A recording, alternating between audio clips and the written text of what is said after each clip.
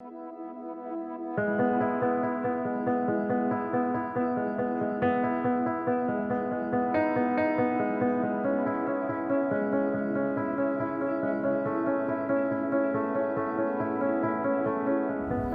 boys and girls. How are you today? Hey, I wanted to show you a little animal friend I have. Does anybody know what animal this is? Look at its long, flat tail. And look at its sharp teeth that stick out of its mouth. Do you know what this is called? I'll give you a hint.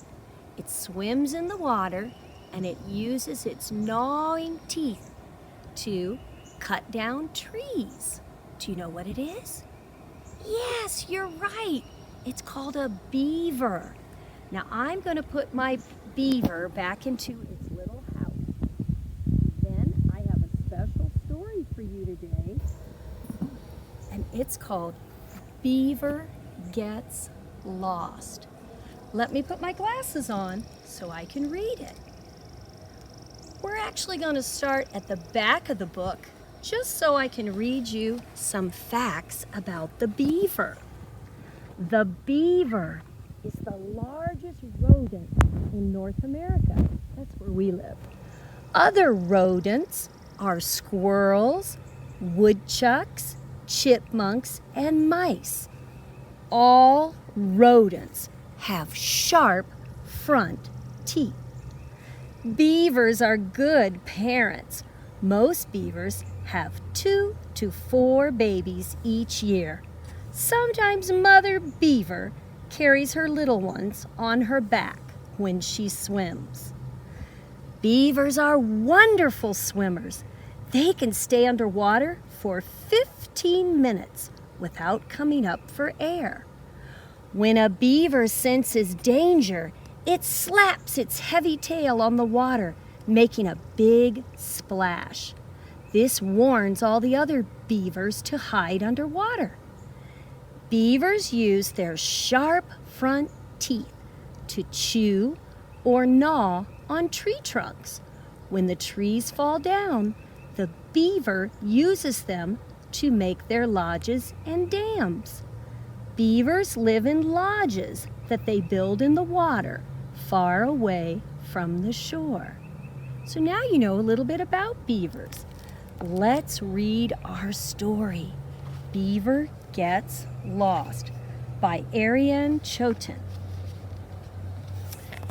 Once a family of red squirrels lived in a little wood of sturdy oaks beside a bubbling stream. As the young squirrels played on a hollow log one crisp fall afternoon, a little animal with dark brown fur waddled up. "I think I'm lost," he said. "Don't worry," said Mother Squirrel. "We'll take care of you." "Hooray!" cried all the little squirrels. "We've got a new brother." "My name is Josie," said one little squirrel, scrambling down the tree trunk. "What's yours?" "Clarence," answered the little animal shyly.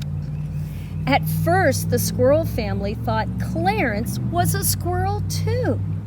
Only Father Squirrel was puzzled about Clarence's tail. It was flat and covered with black scales. Not fluffy and red like the others in the family, but it didn't matter. He and the rest of the squirrel family soon came to love Clarence as one of their own. One day, Father and Mother Squirrel tried to teach their children how to build a nest, but the young squirrels wouldn't sit still for the lesson. They chased each other up trees and tossed acorns from the branches. Only Clarence paid attention. He listened carefully to every word Father Squirrel said. "I can't wait to build my own nest," said Clarence. He got right to work, dragging long branches across the forest to the clearing. As he worked, Clarence's nest started to look very different from the one Father Squirrel had built. Instead of layering small leaves and twigs in a pile, Clarence stood big sticks upright, leaning one against the other, and he used his tail to pat mud in the cracks. Back and forth he went, dragging bigger and bigger branches past his astonished family. For days, Clarence kept at his work. Josie sat up on a branch and watched him. She wished he would play with her instead. "When will you be done?" she asked.